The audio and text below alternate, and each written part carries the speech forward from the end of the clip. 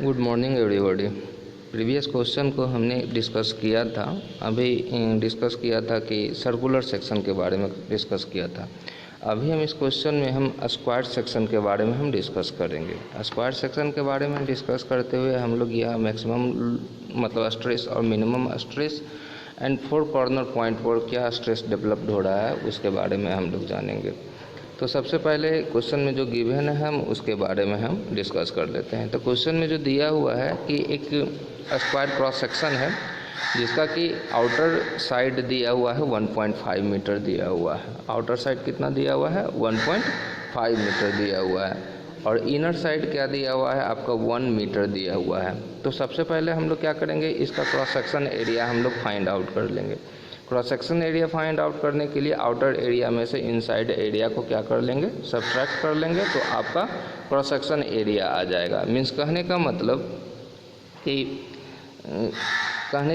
ये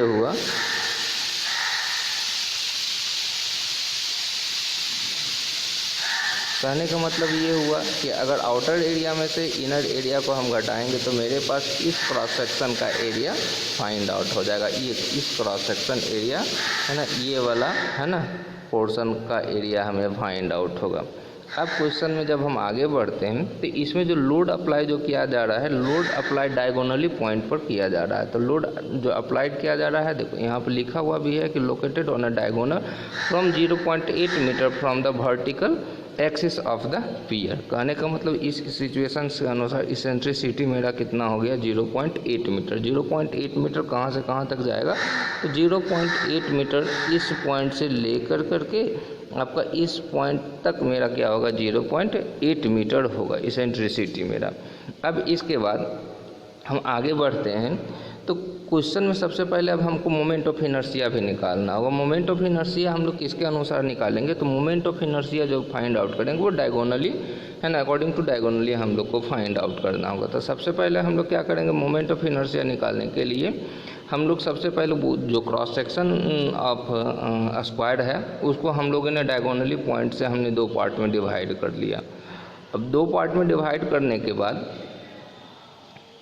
2 पार्ट में डिवाइड किए है ना, तो यहाँ पर हमने दिखाया भी है कि ये वाला पॉइंट मेरा कितना है, 1.5 मीटर है, और ये वाला भी मेरा कितना होगा, 1.5 होगा। हमको फाइंड आउट करना है ये वाला साइड कितना लेंथ है इसका, ये हमें फाइंड आउट करेंगे। तो इसको जब हम लोग फाइंड आउट करेंगे तो यहाँ से जब पूरा कैलकुलेशन किया गया है तो ये पूरा कितना आ गया मेरा, 2.12 मीटर आ गया। ये डायगोनल का लेंथ मेरा कितना आ गया, 2.12 मीटर आ गया। तो दोनों डायगोनल तो सेम होगा।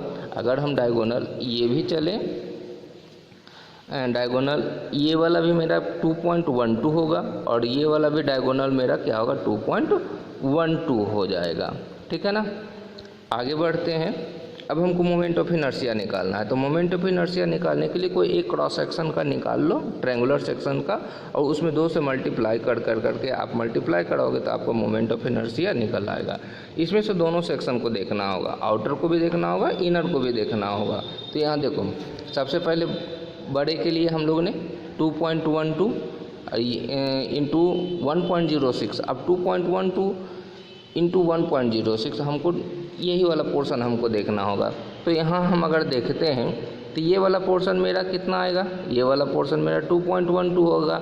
तो दोनों डायगोनल का लेंथ तो बराबर है। अब डायगोनल को 2 पार्ट में आप डिवाइड करो तो इस पॉइंट से लेकर कट करके आपका इस पॉइंट का लेंथ कितना आ जाएगा, 1.06 आ जाएगा।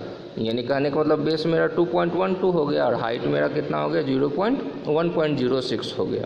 तो इस अनुसार से अगर जो हम डायगोनल के अनुसार मोमेंट ऑफ इनर्शिया निकालें तो BDQ/12 हो जाएगा, है ना। तो यहाँ पर इसी तरह का कैलकुलेशन मैंने कर रखा है। ये तो हो गया whole of the cross section के लिए। अब हम इसके अंदर का क्रॉस सेक्शन जिसका साइड कितना दिया हुआ है, 1 मीटर दिया हुआ, तो उसका भी हम लोग फाइंड आउट करेंगे, है ना। डायगोनल लेंथ तो 1.41 आएगा, हाफ करेंगे तो 0.70 आएगा। तो इस तरह से जब कैलकुलेशन करेंगे तो कैलकुलेशन करने के बाद मोमेंट ऑफ इनर्शिया मेरा 0.34 मीटर टू द पावर 4 आ जाएगा। अब हमको इसका y का भी वैल्यू तो निकालना होगा। तो y का वैल्यू में डायगोनल को डिवाइड कर देंगे 2 से, तो मेरा ये भी पोर्शन मेरा y का भी वैल्यू निकल आएगा। जैसा कि आप लोग जानते हैं z equal to section modulus equal to क्या हो जाता है मेरा I बटा y हो जाता है। तो जब सेक्शन मॉडुलस निकाले तो यहाँ पर 0.32 मीटर क्यू मेरा आ गया, ये सेक्शन मॉडुलस मेरा आ गया।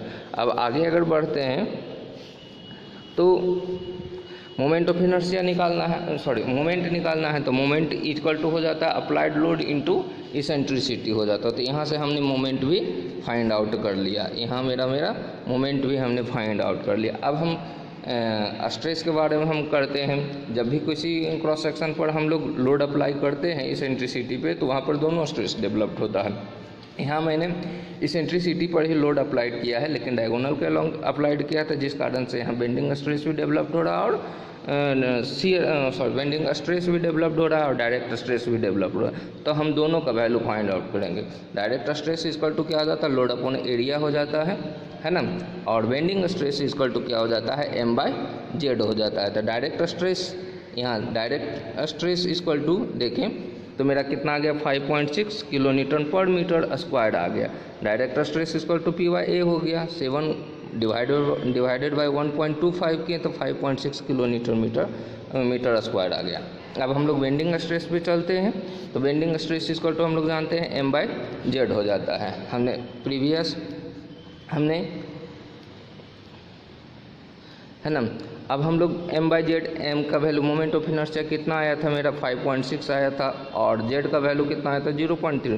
तो यहाँ से जब कैलकुलेट किए तो कैलकुलेट करने के बाद 17.5 किलो न्यूटन पर मीटर स्क्वायर आ गया। जैसा कि रिलेशन में हम लोग पढ़े थे कि मैक्सिमम स्ट्रेस इक्वल में हम लोग पॉजिटिव साइन यूज़ करते हैं, मिनिमम स्ट्रेस में हम लोग इस नेगेटिव साइन यूज़ करते हैं। तो यहाँ उसी तरह से हमने कर रखा है, मैक्सिमम के लिए पॉजिटिव, मिनिमम के लिए नेगेटिव। तो यहाँ देखो तो हमने ऐड कर रखा है। तो मैक्सिमम स्ट्रेस मेरा कितना आ गया 23.10 किलो न्यूटन पर है। मिनिमम मेरा कितना आ गया 5.6 में 17.5 घटा दिए तो नेगेटिव में आ गया 11.9 किलो न्यूटन पर स्क्वायर। अगर पॉजिटिव वैल्यू शो कर रहा है तो मीन्स की कंप्रेशन है, नेगेटिव वैल्यू शो कर रहा है का मतलब कि टेंसाइल है ना।